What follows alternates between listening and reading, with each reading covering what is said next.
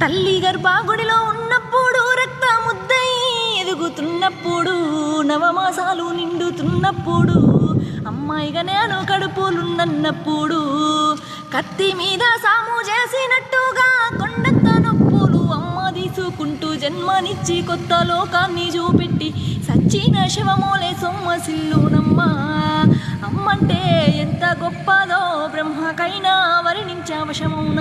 ఎన్ని జన్మాలున్న కవులు కలములు అమ్మ ప్రేమను రాసిన తరుగున. పొద్దు పొద్దున లేచి నీ నామమును తలిచి నిన్ను పూజించిన నీ రుణము తీరున. అమ్మా కమ్మనైన అమ్మ పాట వింటే ఎంత మధురమో, మనసుకు కాదు మరువతరము.